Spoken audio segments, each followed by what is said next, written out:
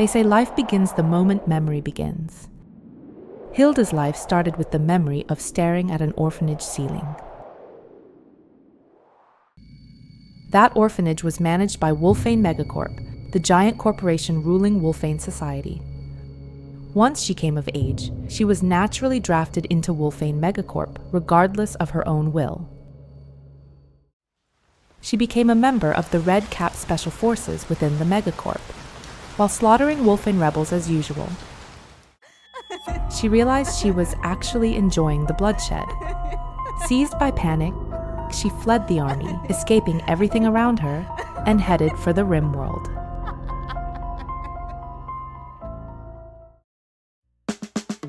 Arriving at the Rim, she ditched the name Hilda. She renamed herself Nacho after her favorite snack. Nacho enjoyed her newfound freedom for a bit, but soon realized she needed to build a shelter. She chopped some wood and started building a 13 by 13 base, the most efficient size she learned in the army.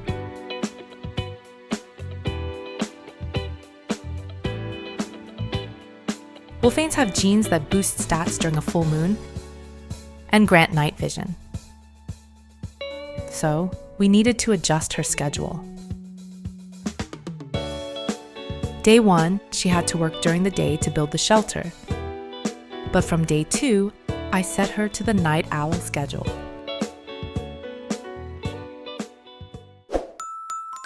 Day 5 on the Rim. Nacho was sleeping soundly after expanding the base, but a guinea pig's squeaking woke her up. Annoyed by the disturbed sleep, Nacho helped the guinea pig depart on a very long journey. Realizing we needed electricity, Nacho built a lab and started researching batteries.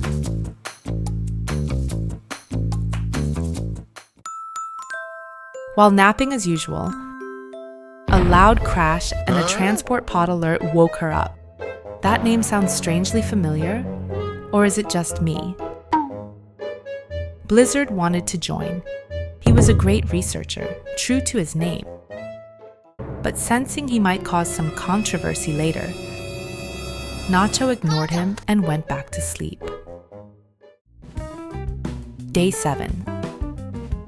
Research was too slow. Nacho decided we needed more colonists, so she designed a guest room for future visitors.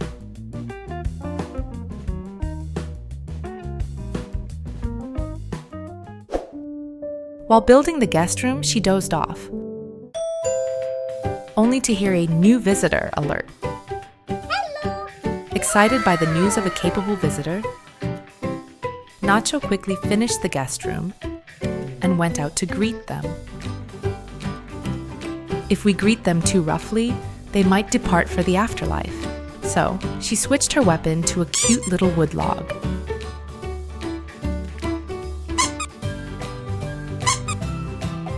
Too big. Oops, the guest fainted from our warm welcome. Nacho escorted the guest to the guest room, checked their stats again with a satisfied smile, and tended to their wounds. The guest is a Rabbie. They suffer mental breaks without planetarium. So she made sure to haul the planetarium they dropped.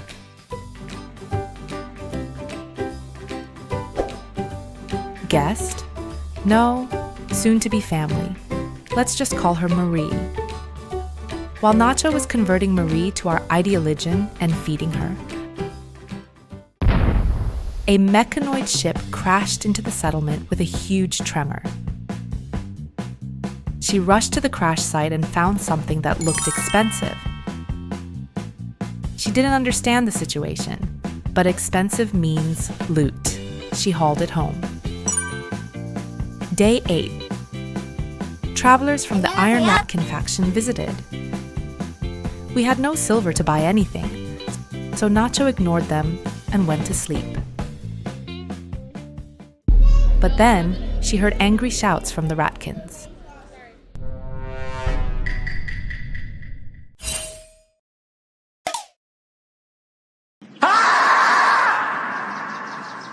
A leopard bit one of them to death, and they get mad at Nacho? Hard to understand these people. Day 9. Yesterday was unpleasant, but Nacho decided to hunt the leopard before it caused more trouble. Even with low visibility due to rain, she got it easily. That's a red cap special force veteran for you. While deconstructing ship chunks for steel and components, suddenly an alarm. Goblin raid? There are goblins on the rim? Confused, she checked. Turns out it's just space pirates named Goblin. A pirate rushing in with just a dagger? Cut down instantly. After the fight, Nacho starts eating right next to the loot. Thanks to her bloodlust trait, she doesn't mind the corpses. Day 16. Battery research complete. Time to build wind turbines and batteries to power the base.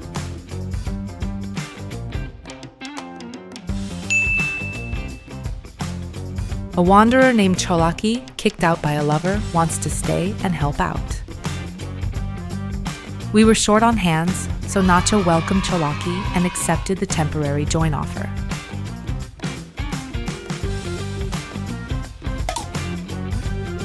Chocho has great plant skills. Now we can grow cotton.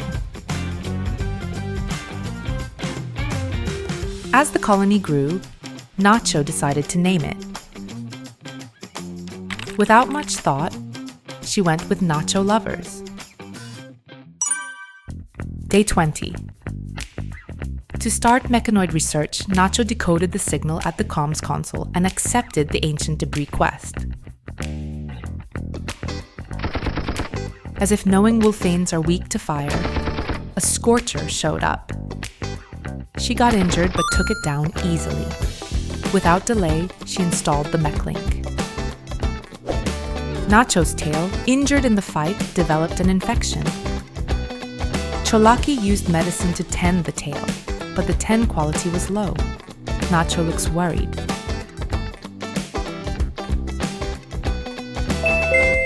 Just then, Pinchili, a blind healer with cheat-like skills, asked to join. Since Nacho was bedridden, Chocho accepted Pinchili's request instead.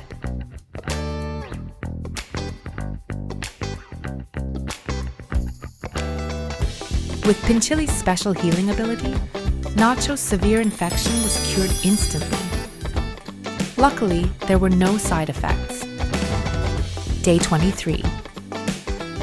More colonists meant a food shortage. Since the Constructoid finished the wind turbine, Nacho built a freezer and a nutrient paste dispenser to solve the food issue.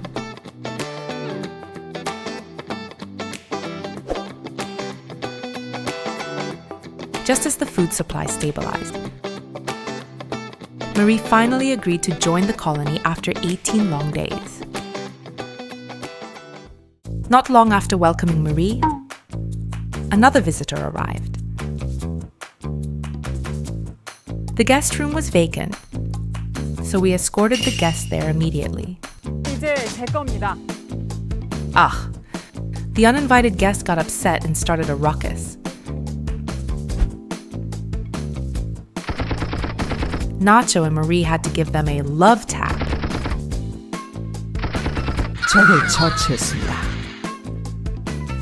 Kind-hearted Marie decided to treat them anyway, moving the downed guest to the prison. Infirmary. Day 25. The reviews must be good because another guest showed up today.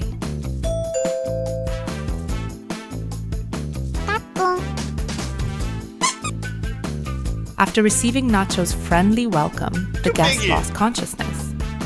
Nacho politely escorted them to the guest room. Marie has gone into a wandering mental break due to planetarium withdrawal. We can't produce planetarium yet, but thankfully, the recent visitor dropped some. I'll have to pick that up. Pinchili felt sorry for Marie and tried to use the unnatural healing skill to fix her left arm. Oops, side effect, she grew a flesh mass tentacle. Embarrassed, Pinchili complimented Marie's shirt and ran away.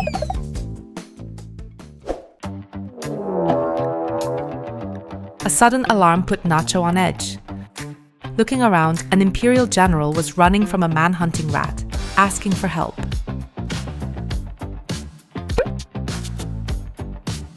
Nacho wondered why a general couldn't handle one rat. But upon seeing him, she understood immediately. Nacho got slightly injured hunting the rat, but Focus boarded the shuttle safely. The Empire decided to grant Nacho the title of Yeoman and a level 1 Psylink as a reward. Nacho thought it was too much for just killing a rat, but she didn't refuse. The bestower arrived and the ceremony began immediately. The bestowing ceremony was long and boring, but Nacho endured it since it was for her. Cardiles, the bestower, appreciated Nacho's seriousness and granted a bit more honor. Then, pondering how to punish Valens for chatting during the ceremony, Cardiles boarded the shuttle and left.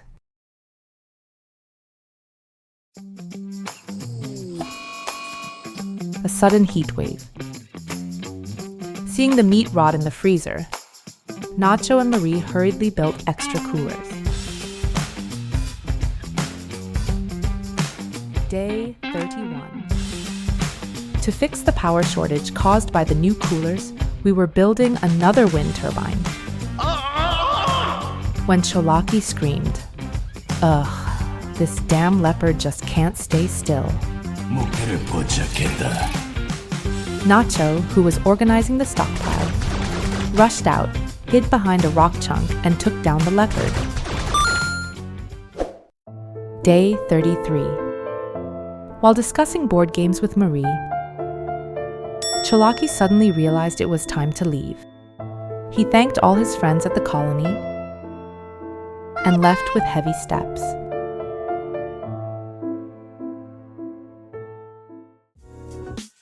While we were missing Cholaki, a quest popped up, asking us to guard a prisoner named Watson for a while. Nacho hesitated, but since the prisoner had paralytic abasia, she figured he was no threat and accepted. Pinchili cleared all obstacles for the second turbine and waited for it to spin, only to realize the roof was blocking it. Feeling hollow, Nacho deconstructed the turbine and returned home with just the components. Day 35. To make up for the power loss, Nacho built a wood-fired generator and fueled it. Just then, news came that a trader had arrived after a long time. She went to greet them happily, but they had nothing we needed. Sadly, she just sold some leather.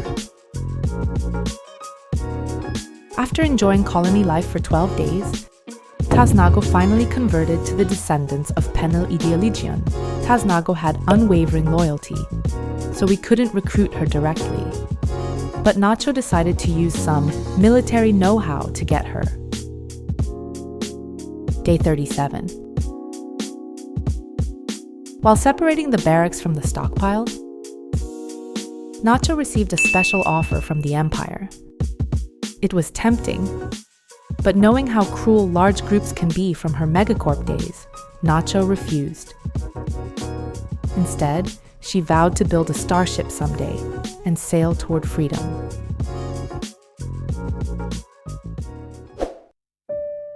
Day 38.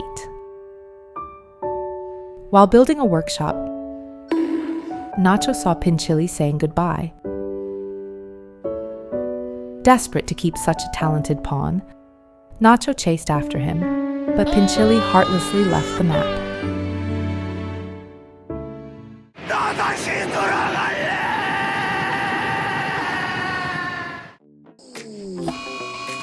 An alert sounded. Luyen, the guest in room 2, had a mental break.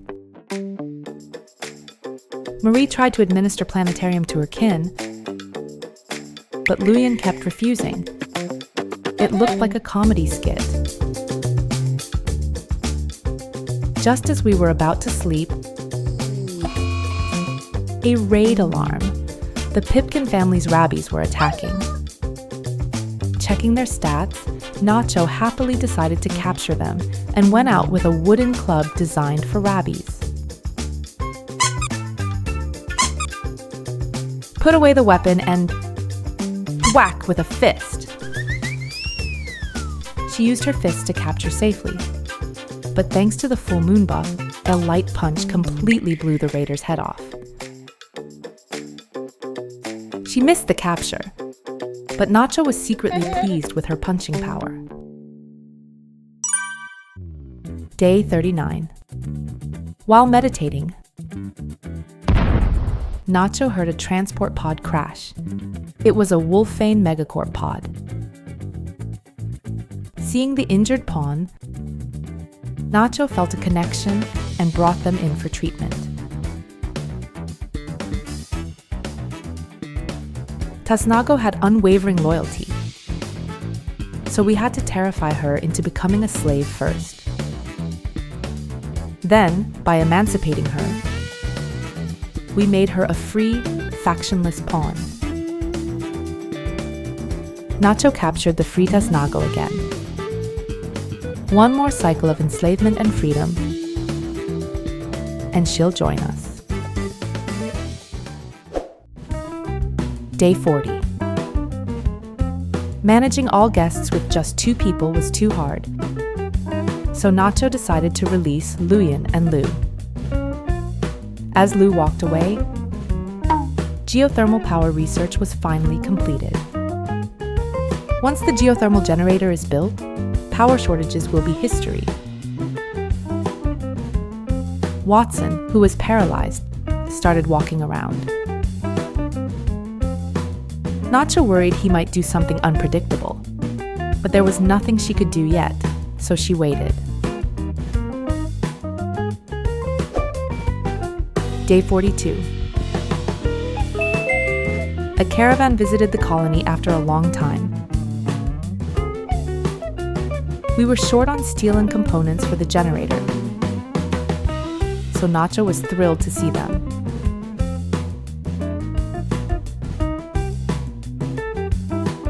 While napping after trading,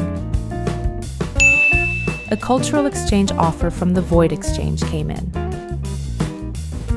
Annoyed but thinking of the trading benefits, Nacho accepted the offer and went back to sleep.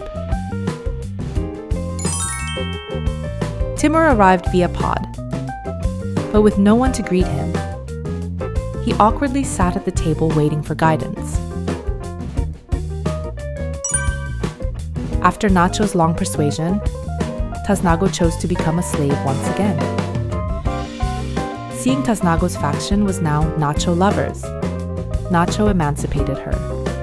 With nowhere else to go, she finally joined. Day 43. Watson recovered from paralysis and, as feared, attempted a prison break. Nacho canceled Tasnago's welcome party. Hearing the news, a furious Tasnago charged at Watson with a beer bottle. Having ruined the party, Watson is now resting comfortably after receiving a massage from the Wolfane Human Rabbie Alliance. Hopefully, he won't ruin the vibe with impulsive actions next time. Day 46. While planning the mech recharger spot, Nacho heard a pod crash. At the crash site, Yoon from the Iron Ratkin faction was injured and waiting for rescue. Desperate for manpower, Yoon's high stats were too tempting. Nacho chose capture over rescue, making enemies with the Ratkins. With the defensive walls somewhat ready, Nacho thought she could handle a Ratkin raid.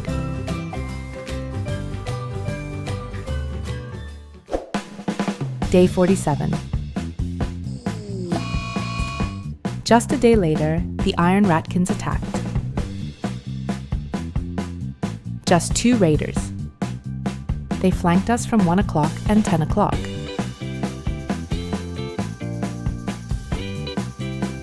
A tense battle between Chamomile, the Ratkin careful shooter, and Nacho, the ace sniper, ended abruptly when Nacho, hiding in the grass, put a bullet through Chamomile's chest. Only one left. Realizing they were weak, Nacho sent Marie back and engaged alone. Double kill. Another easy takedown. That's our ace sniper. Day 48. Private bedrooms for colonists are almost done. They were bare with just beds. But the colonists felt okay having their own rooms.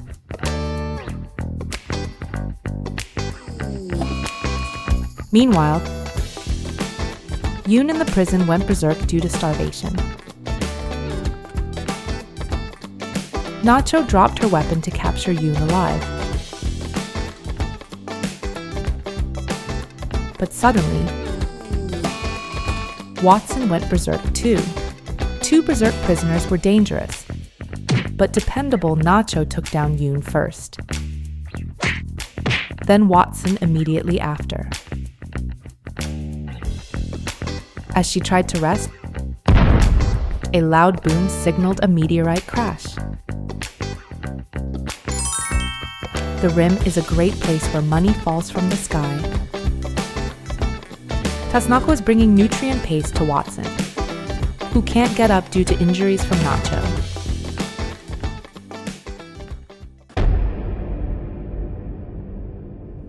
Moments later, news came that Watson had departed.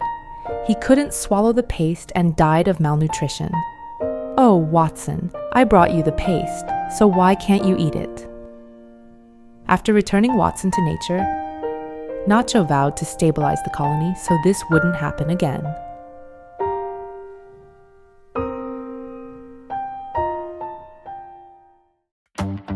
Day 53.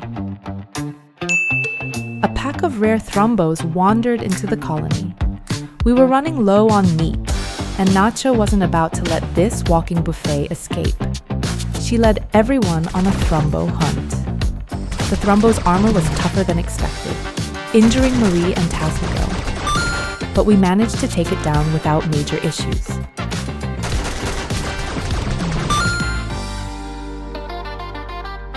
Seeing that massive carcass in the freezer, looks like meat is back on the menu, boys. Marie was struggling to convert Yoon to the descendants of Penil, but seeing Yoon's faith shake from starvation, she had an epiphany. Starvation aids conversion. Note taken. 너무 무서워요. Yoon suddenly felt a chill down her spine. A sudden torrential rain flooded the construction site. Work on the kill box walls will have to wait until the rain stops. Ugh, raids always happen at times like this. I have a bad feeling about it. Just as Marie was moving the lab, the Goblin faction launched a raid. As feared, they attacked from 9 o'clock, exactly where the walls weren't finished due to the rain. Seeing them scatter, Nacho used a stun skill on an isolated enemy to take them down first. She then perfectly eliminated the intruders and even the fleeing ones, ending the battle.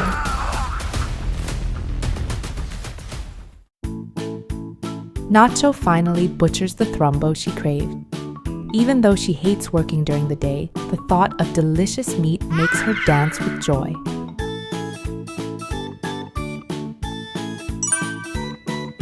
Day 57. The food parasite, our guest Timur, is finally leaving. Did the colonists dislike him that much? No one came out to say goodbye as he boarded the shuttle. 1 a.m. A loud alarm woke us up. A raid from the Lutor faction and a man-hunting monkey.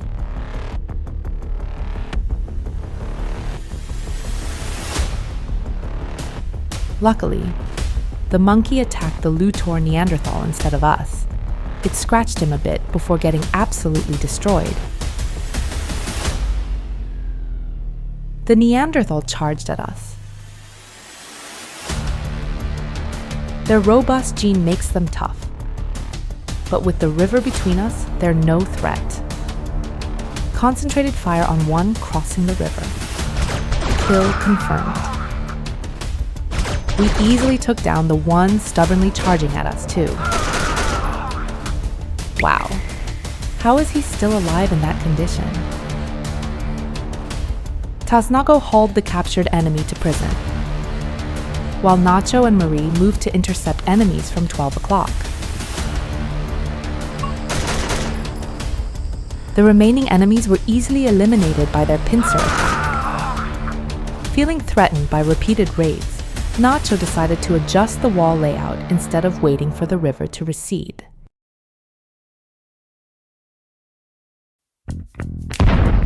Seeing a transport pod crash, Nacho dropped everything and rushed to rescue the survivor. Recovering in bed, Royal Heart was moved by Nacho's care and asked to join. 안녕하세요. Nacho gladly accepted. The rain stopped and the river receded. Nacho deconstructed the temporary walls and expanded right up to the riverbank as planned.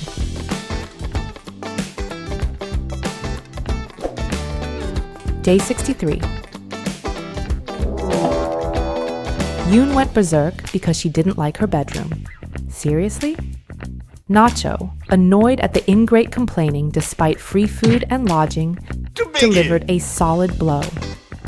Her emotion-filled fist shattered Yoon's left leg, instantly ending the berserk state.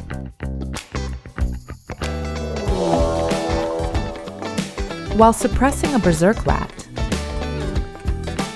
Royal Heart heard an ancient danger alert. Ancient dangers hold great loot and people, but also deadly threats. Royal Heart decided to retreat for now.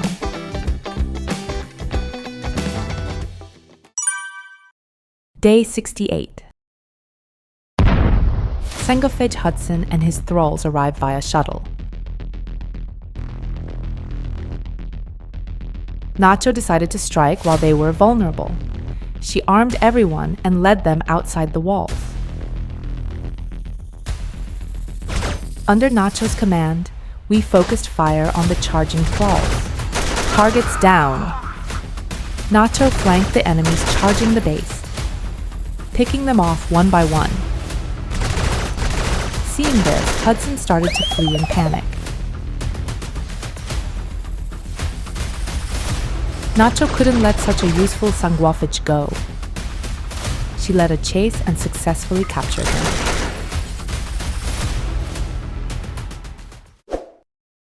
Day 69.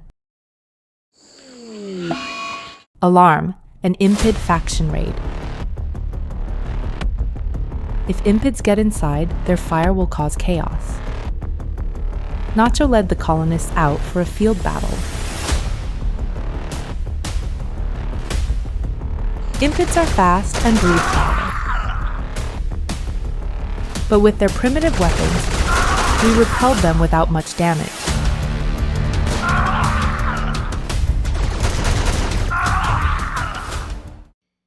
Day 74. Penoxycyllin research complete. To start crafting immediately, Nacho led a caravan to buy ingredients.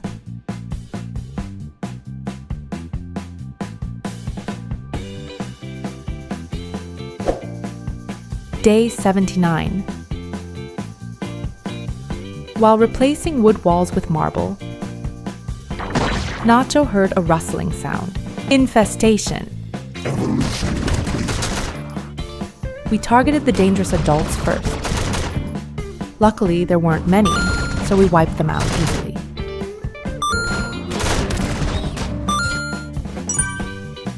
After 34 days of Nacho's persistent persuasion, Yoon finally decided to recruit. Knowing her own social skill was lacking, Nacho immediately assigned the moral guide role to Yoon before she could even put on clothes. Yoon was bewildered, but successfully finished her inauguration speech about our great cause.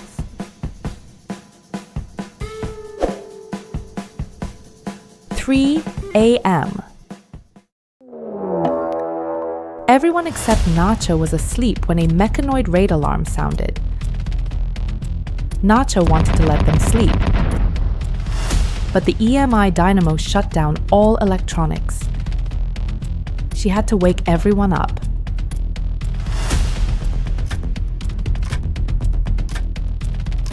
We set up a low shield pack for safety, but the beam grinder's attack pierced through and injured Tasnago. We destroyed the mech and won. But seeing Tasnago hurt, Nacho vowed to be better prepared next time. Day 82. Tasnago's old faction, the Grey Quarry tribe, asked for a peace talk. Based on experience, meeting unknown intentions is dangerous. Nacho ignored it. Day 85. We successfully enslaved Hudson, the sanguiphage who attacked us. Yesterday's invader is tomorrow's devoted servant.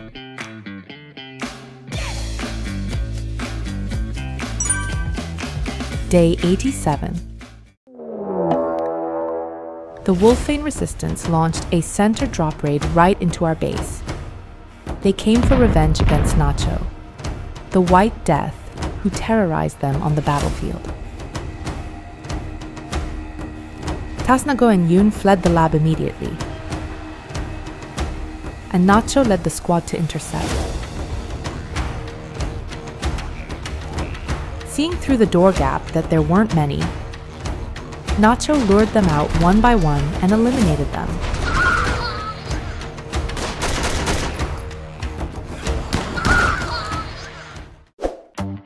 On a rainy night, rotting corpses, shamblers, appeared. There were many. Nacho marked the area as restricted to keep everyone safe. But while hunting, Nacho was spotted, forced into combat. Nacho and Yoon got injured, but we managed to wipe out the shamblers near the base. Or so I thought. There was one left. A surprise attack cost Royalheart his tail. Despite the critical injury, Royalheart lured the enemy into a trap and finished it. My passive approach to avoid damage ended up causing more harm. Day 94. Thanks to the tentacle from the healing side effect, Marie gained high manipulation and sculpted a masterwork statue. Rumors spread fast. The Empire commissioned us to build a monument. Easy build and more honor for a higher Psilink level? Nacho accepted immediately. Of course, she didn't forget to assign the honor to herself. Is there a magnetic cliff nearby? This is the 5th pod crash Nacho has seen. Marie was nearby enjoying free time, so she rescued the injured London from the crash.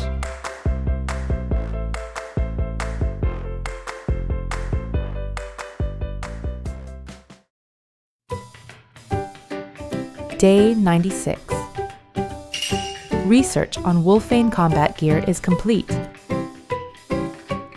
The Wolfane combat suit requires pricey composite materials, which is a pain to craft, but the high defense and movement speed boost make it worth it.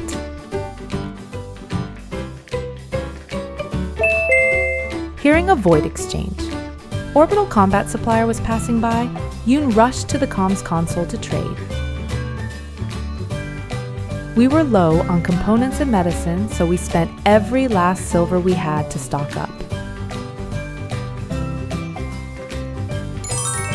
After a long construction, the temple is finally finished. Now we can hold proper rituals. Day 99. While expanding bedrooms, an alarm sounded. Iron Ratkins were tunneling into our base. We waited at the breach point, but no one showed up. Looks like the rain collapsed their tunnel and buried them all. Nacho stood down. Day 100. Another crash at our colony, the transport pod hotspot. This time, it's from the Void Exchange. Nacho wanted to recruit Aru, who shared her night owl and bloodlust traits. But avoiding war with the Void Exchange was more important, so she chose rescue over capture.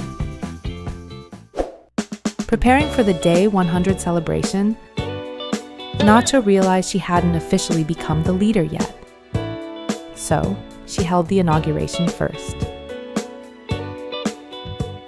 Nacho successfully became the leader by explaining how her leg hair made her fit for the role. Then the party began. While resting after the party, Somebody help me! a plea for help came through the radio. It was Meow, an 11-year-old child, asking for shelter from enemies. Nacho felt sorry, but Meowby was suspiciously vague about the details. So she decided to refuse. Of course, the fact that Meow was a pigskin played a not small part in that decision. Uh-oh. Wolfane Mega-Corp found out Nacho was alive and sent mechanoid drones to punish the deserter.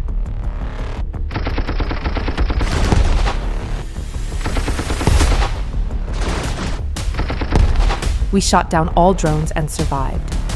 But Nacho realized she needed to fortify defenses for future attacks.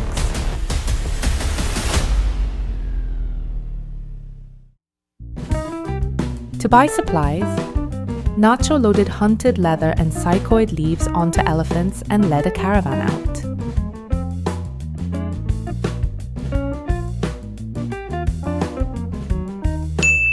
Luckily, the trading spot wasn't far. They arrived in less than half a day. Our goods sold for less than expected, so no architect leg. Instead, she bought a psychic shock lance, some gold, and advanced components before heading back. Deciding to explore the ancient danger, Nacho spotted enemy mechs. She fired warning shots and retreated towards the traps to lure them in. During the killbox battle, Marie accidentally caught fire, but luckily we finished the fight without major injuries. The reason Nacho opened the ancient danger despite the mechs was to wake the ancients in the crypto sleep caskets and recruit them. But some ancients inside could be hostile, so she couldn't let her guard down. Fortunately, only one was hostile. After quickly neutralizing him, she took the recruitable ones home and put the useless ones back to sleep. We brought back two. One of them, Schwartz, had trigger-happy and fast learner, a must-have talent. However, Schwartz's injuries were worse than we thought. Nacho rushed over with herbal medicine, but alas, we missed the golden hour. He died during treatment. While enjoying recreation, Nacho received a quest to babysit 5 goats. We needed the honor and the acolyte title to advance, but sadly, we lacked the manpower to handle 5 goats. Request denied. Day 109. Starving Yoon finally had a mental break. At the same time, nearby rats went manhunter. Hunting the crazy rats, Nacho tilted her head in confusion. Ugh, we have tons of food. So why is Yoon starving? Nacho just couldn't understand the situation. Nacho ran around playing warden to fill Yoon's spot. Watching her hustle, I guess not everyone is cut out to be a leader. 111.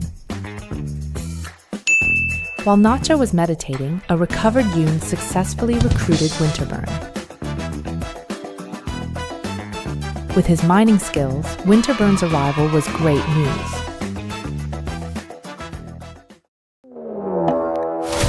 Suddenly, alarms blared. The flames of Gazuldos, an Impid raid. They appeared from 5 and 9 o'clock, attempting to encircle us. The Impids rushed into the kill box with their signature speed, but were wiped out before they could even cross the river. The second wave followed, only to crumble helplessly before our overwhelming firepower.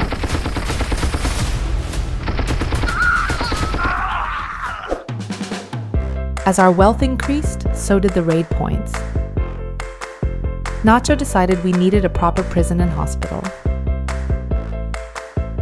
The area is full of marshes, slowing down construction.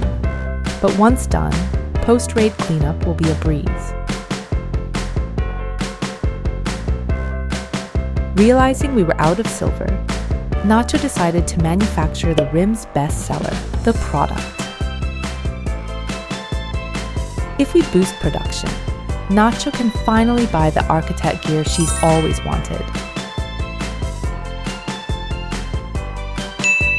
We didn't even tame them, but a herd of donkeys suddenly decided to join. We needed pack animals for caravans anyway. Nacho led them in and ordered a pen to be built.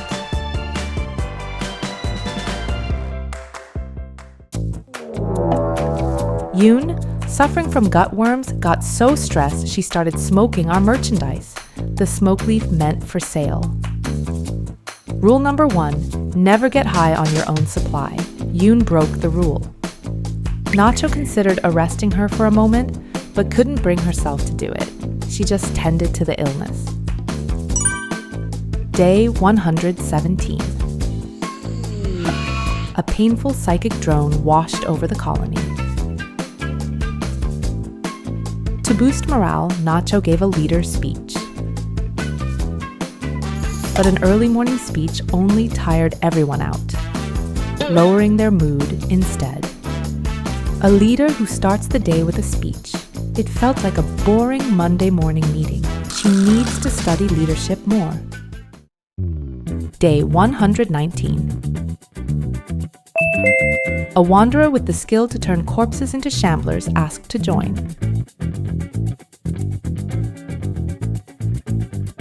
Talent is welcome, but Nacho saw his shady background and lazy trait. She firmly refused. Did he think he was a shoo-in? Rejected, he flew into a rage and attacked Nacho.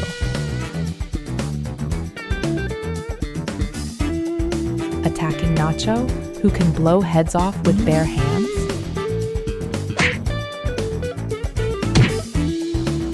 꼴배기. Looks like a beating is the best cure for anger management issues.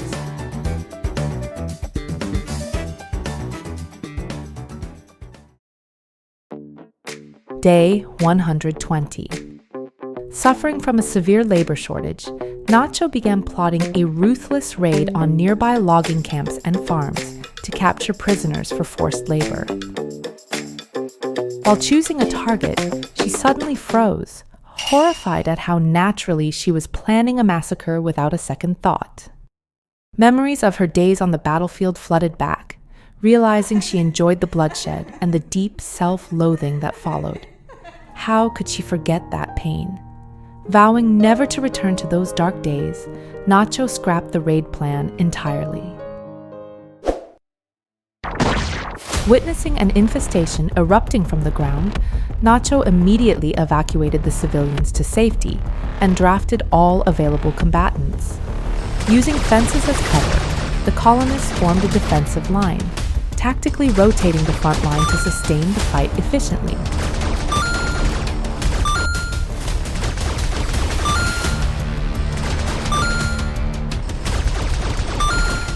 Finally, as the last insect was eliminated, the colonists cheered in victory, and their morale soared to new heights.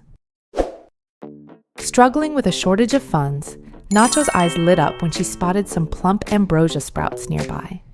Ambrosia boosts mood without any addiction risk, making it a highly valuable commodity that sells for a great price. Beaming with a bright smile at the discovery, Nacho began harvesting the green gold right away.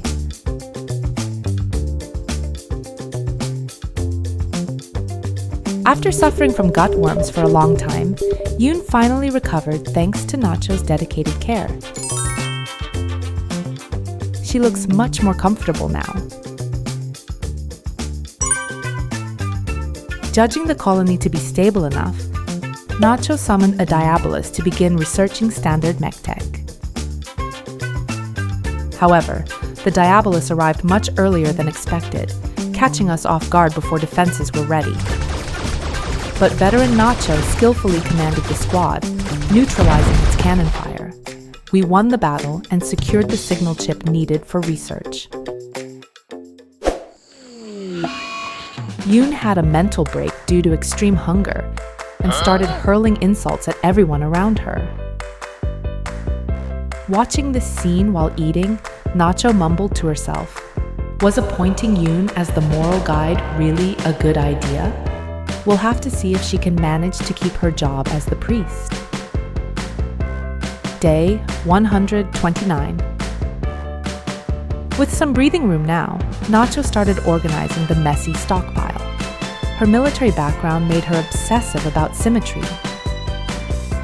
She built shelves, aligned them perfectly, and sorted items by category for a clean look.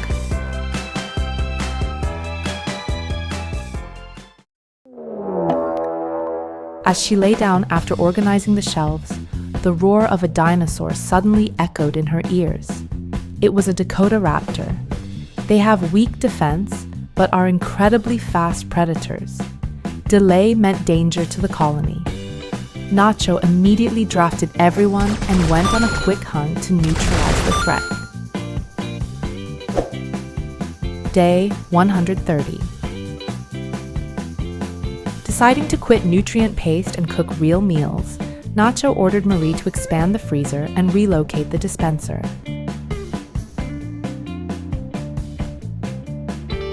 Later, Nacho checked the freezer.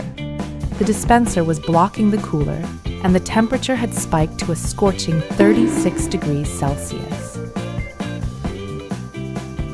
Meat rots in just one day. Nacho dragged resting Marie back to work to urgently fix the coolers and power conduits. By the time half the meat had rotted away, we finally managed to stabilize the freezer temp at -2 degrees Celsius. Day 133. We are finally ready to install a bionic leg on Yoon, who had lost her leg. Marie, our second best doctor, performed the surgery.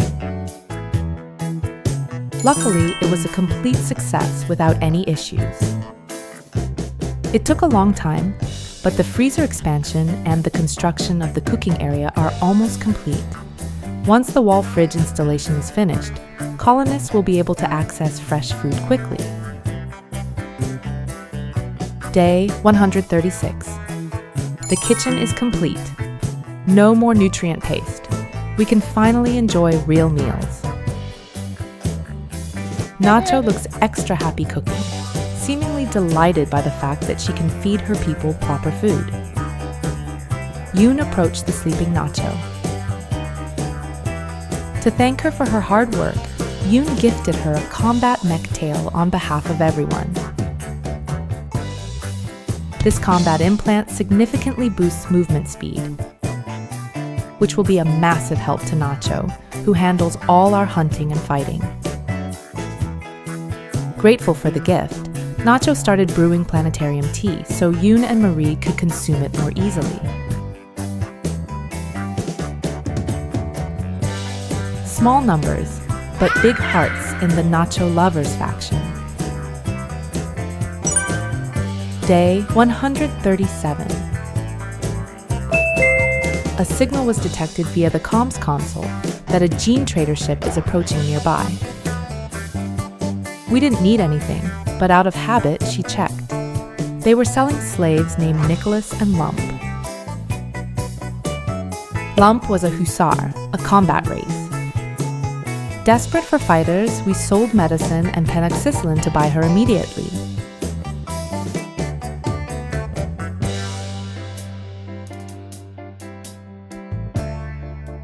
We can't arm a slave, so Yoon imprisoned her to convert and recruit her properly as a full colonist.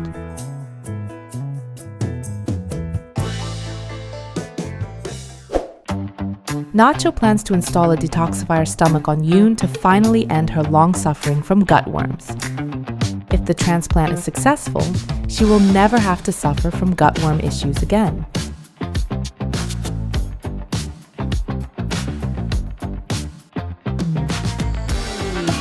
Ugh.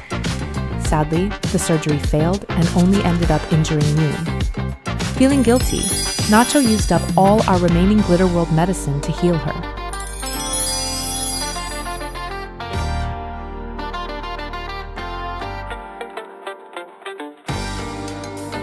A foul smell of rotting meat began to fill the air from somewhere. Due to a heat wave, the freezer temp hit 14 degrees Celsius, and the stored meat was rotting away rapidly. You're not really fine, but you just can't get into it.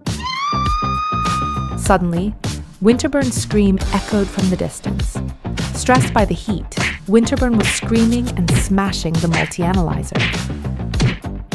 It requires expensive, advanced components, so Nacho rushed to repair it. But the device was destroyed in the end. Amidst handling the heatwave chaos, we found out Yoon's infection was critical and life-threatening.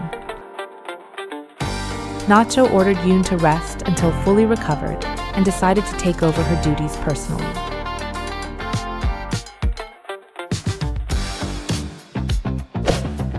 Feeling slightly better after resting, Yoon tried to convert Lump's ideologian again. Pushing herself too hard before fully recovering, she collapsed to the ground once more. Nacho stopped eating, rushed over to rescue her, and put her back in the hospital bed. Luckily, it was just exhaustion.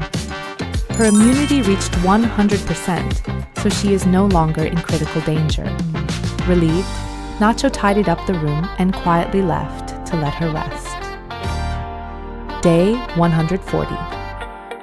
The heat wave ended, but all meat had rotted. So, Nacho and Tasnago went hunting Parasaurolophus for food.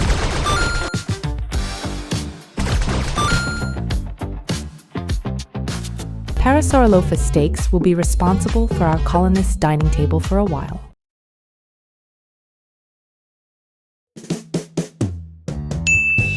A distress call pierced the noisy radio static. It was a 9-year-old child, desperately fleeing from insects. We were short on resources, but we couldn't just ignore a child in danger. We guided them to the safety of our colony. Moments later, the child arrived, but upon checking their health tab, the colonists were left absolutely shocked. Man, a drug addict at 9? Unbelievable. Vowing to set the kids straight through education, we started building a classroom. Peace didn't last. Shortly after the child's arrival, insect hives began to burst out from the ground. Seeing the size of the hive, Nacho sensed danger. She urgently drafted worker mechanoids to form a meat shield for the colonists. A swarm of insects emerged from the depths.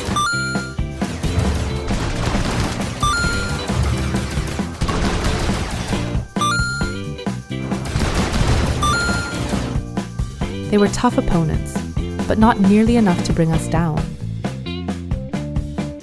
Infestation cleared, Yoon immediately began the child's education.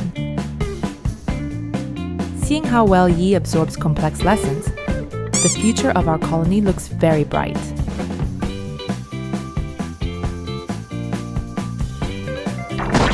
Did the insect pheromones on Yi linger? Less than a day later, another infestation burst out from the ground in the exact same spot. There was no time to call the mechs this time. Hudson, with his superior physical stats, stepped up personally to draw their aggro.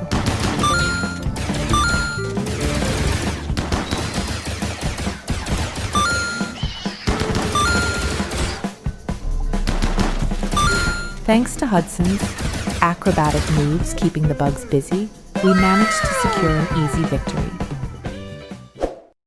Day 144. A desperate voice came through the radio, pleading for our help. Manhunting Carnotauruses are deadly, but facing only 2 seemed manageable. Nacho confidently decided to step in and save Adkins. Moments later, Adkins arrived at the colony, with 2 massive predators snapping at his heels. Sprinting for his life, Adkins barely outran the beasts and made it safely inside. Watching this, Nacho immediately led the combat team to the kill box and commenced the hunt.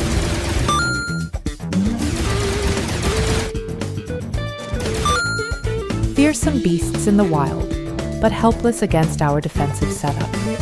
They didn't stand a chance. Adkins let out a sigh of relief looking at his pursuer's corpse, then cheerfully hauled the massive body to the butcher table.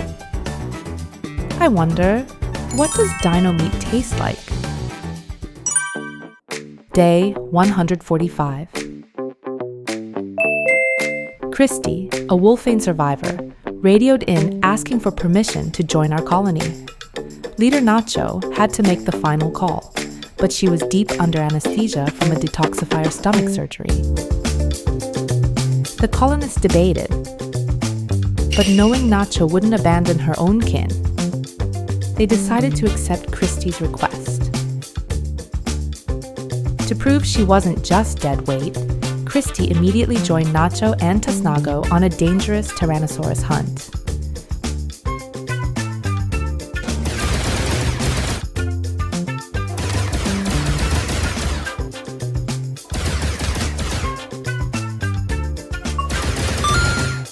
Witnessing Christy's bullet land a precise, fatal hit on the T-Rex's head, Nacho heaped praise on her as they successfully wrapped up the hunt. After Yoon's persistent recruitment efforts, Lump, the former slave, finally agreed to join us. With Christy, and now Lump the Hussar, the Nacho Lovers faction, finally possesses a solid and reliable combat lineup. Nacho ordered Goju's production for the Hussar's needs and started building a private bedroom for Lump. Ruthless to enemies, but infinitely warm to her own people. Nacho and Christy set out on a journey to destroy a nearby smoke spewer site. Since Wolfanes get stronger during a full moon, this small 2-woman squad should be more than enough to handle it. The duo finally arrived at the smoke spewer site. They quickly took cover behind trees and engaged the guards protecting the machine.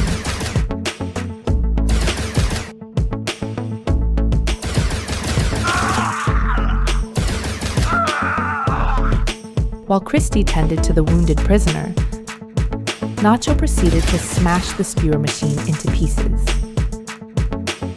While looting, Nacho spotted something unexpected in a cage, a Dragonian corpse. She loaded the loot, the prisoner, and the corpse onto the alpaca, and finally headed back home.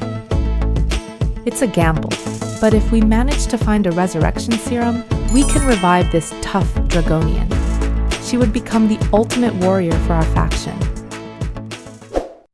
Day 150.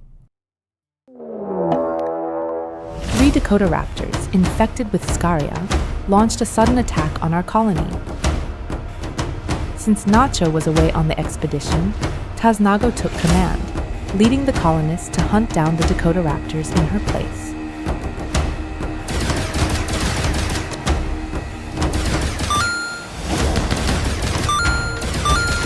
Taznago's bullet pierced the last beast, finally bringing the hunt to a safe conclusion. With the leader gone, discipline slipped. Lump binged on food and ended up contracting severe food poisoning. Ugh, food poisoning as the price of gluttony? Talk about poetic justice. The exhausted duo returned and went straight to bed.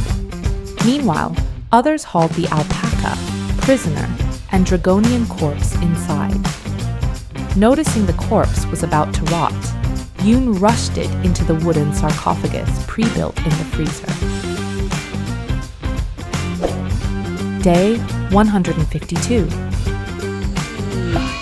A loud disease alert suddenly blared across the colony.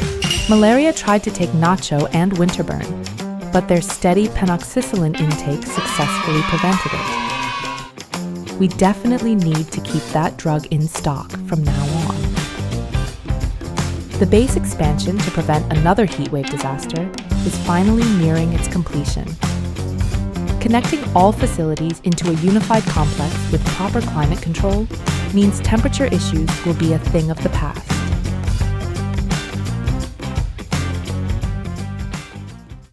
Day 155. Nacho finally checked and accepted a late request from the Empire to guard 8 ancient prisoners. It's a crowd, but the reward is the Knight title, which finally grants us trading privileges with the Empire.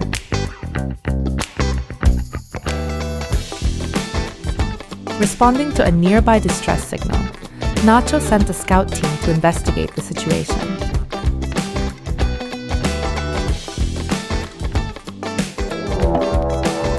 En route, they were ambushed by a pack of Scaria-infected Yorkshire Terriers. The fight was easy, but being attacked on the road was a first, leaving Nacho with a strange, uneasy feeling about it. Upon arrival, no survivors. Only grotesque flesh beasts remained in the ruins of the settlement that called for help. As they were clearing the area, a massive flesh beast ambush suddenly erupted from the ground. Under Nacho's veteran command, the squad held a corner position and waited for the enemy.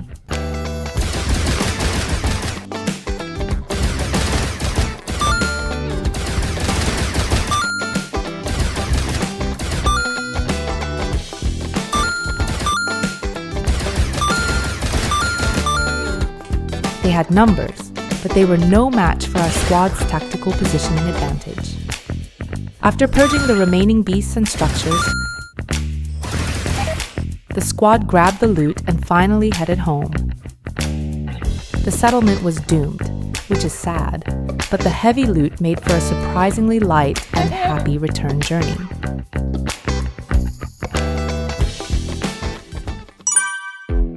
Day 158. Realizing it was an Ideoligion holiday during meditation, Nacho woke everyone up to throw a sudden Ideoligion party. Confused at first by the sudden event, The colonists soon got into the spirit and enjoyed the celebration to the fullest.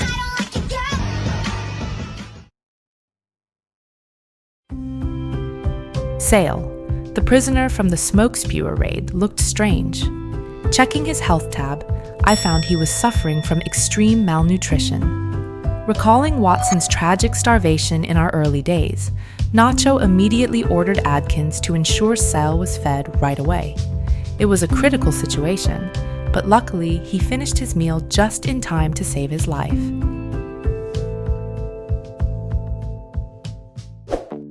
Day 161. Nacho decided to use the empty space in the rec room for a party area, planning to install a mirror ball and loudspeakers. Once completed, this place will breathe new life into our boring daily grind. Wolfane Mega-Corp broke the silence, launching a center drop raid on us.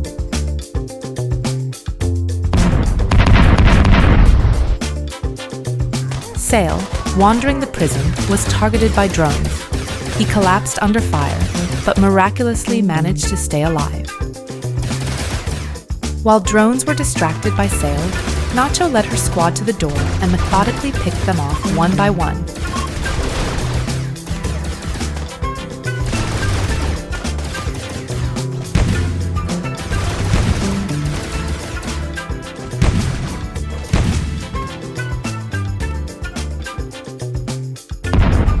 The promised time has passed. The Imperial shuttle arrived to retrieve the ancient prisoners we held. Finally, we can send these troublemakers, guests, back home.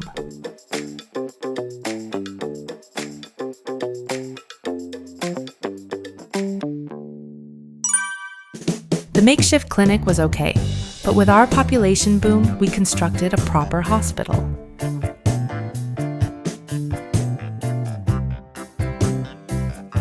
We only have beds and medicine shelves, but it already looks like a quite decent medical facility. Sale's wounds from the Mega-Corp raid developed a severe infection, putting his life in critical condition. The infection spiked to 94%, but luckily, immunity developed just in time to survive. Malnutrition, drop raid, and now infection? Man. Sale is really hitting the jackpot of bad luck. Day 163. We received a quest from the Empire, asking us to protect someone named Paisley. Nacho hesitated due to the difficulty, but since the reward was a persona core needed for the ship, she decided to accept. With the throne room expanded, Nacho requested the Knight title ceremony.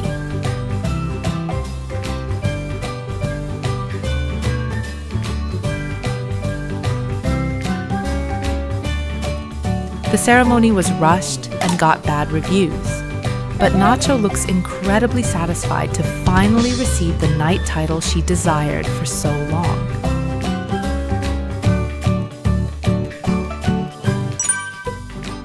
Acknowledging Sale's role as a meat shield against the raid, Nacho decided to officially recruit him as a colonist.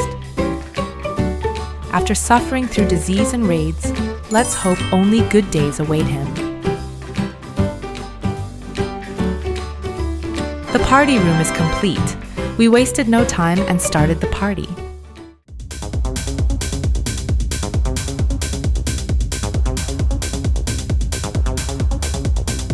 Seeing everyone enjoy the party and boost morale after so long, it truly warms the heart. However, just as we were enjoying the afterglow of the party, a mechanoid raid began, shattering the peace. Nacho immediately ordered all colonists and allied mechs to retreat to the safe zone, while she began to scout the enemy's movements. Oh no! One of our elephants was spotted by a scyther while retreating to safety and came under attack. Yoon rushed towards the scyther to save the elephant, while the other combatants gathered at the kill box to prepare for the main battle.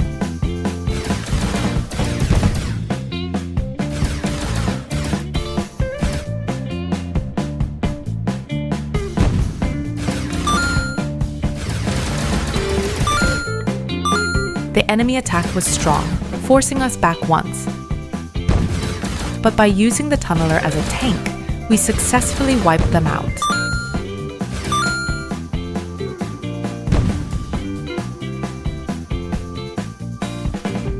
While tending to the wounded, a second wave of mechanoids suddenly launched an assault. Unlike the first, this wave brought a dangerous mixed squad of mechs.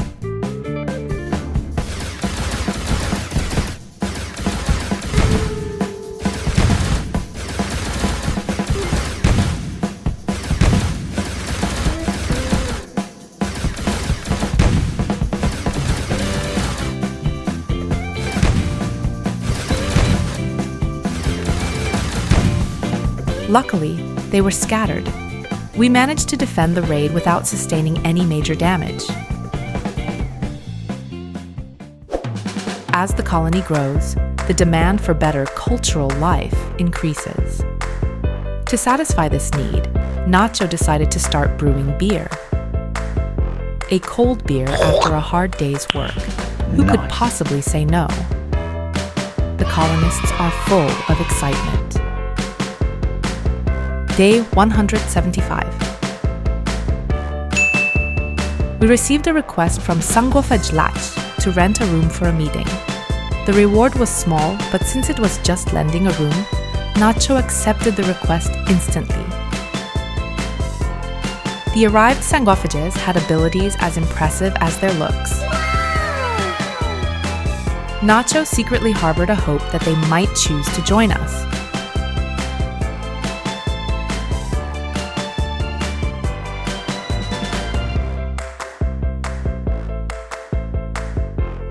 While their meeting was underway in the rec room, a loud alarm blared, warning of an incoming vampire hunter raid. The hunters were none other than the goblins, our sworn enemies. Holding a grudge against goblins, Nacho didn't hesitate. She led her squad straight to where the Sanguofages were attacked. Just as our fighters arrived at the scene, Latch was struck by an enemy axe and collapsed helplessly. Seeing her guest fall, a furious Nacho chased the enemies down to the bitter end and succeeded in wiping out most of the retreating forces.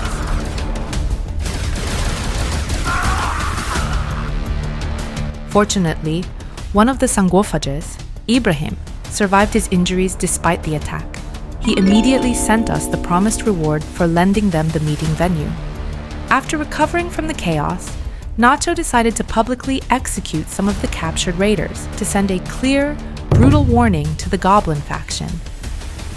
Was she perhaps too emotional or excited while conducting the ceremony?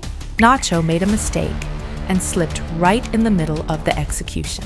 Watching this clumsiness, the colonists rated the ceremony as absolutely terrible.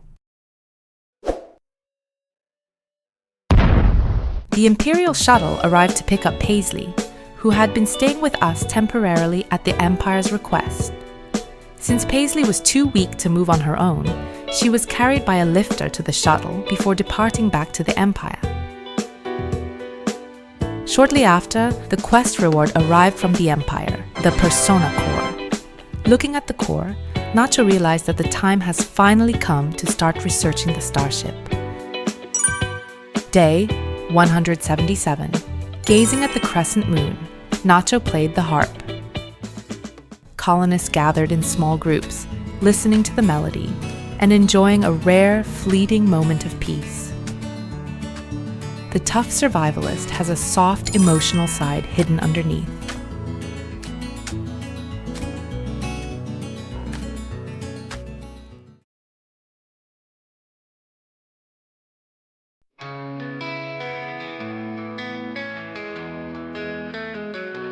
Raised by whispers in the dark, holy moon, a broken spark.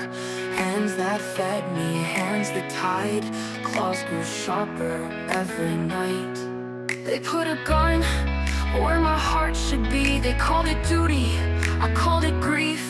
Run wild, run fast, don't look behind. Chains can't hold what was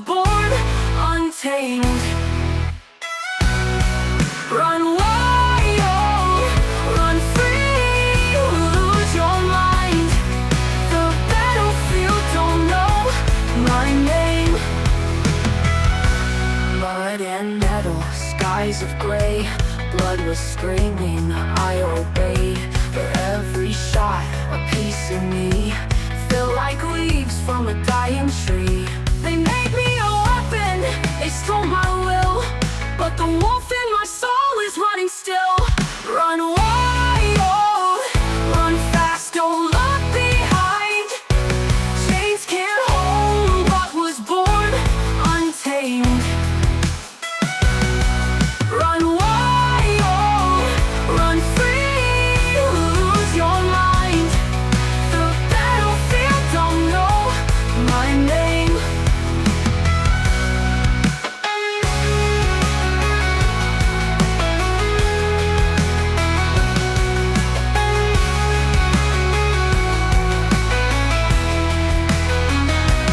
Mud and metal, skies of gray. Blood was screaming, I obeyed. But every shot, a piece of me felt like leaves from a dying tree. They made me a weapon, they stole my will, but the wolf in my soul is running still. Run wild, run fast, don't look behind. Chains can't hold what was born untamed. Run wild, run free, lose your mind. The battlefield don't know my name. Run metal, skies of gray. Blood was screaming, I obeyed. But every shot, a piece of me felt like leaves from a dying tree.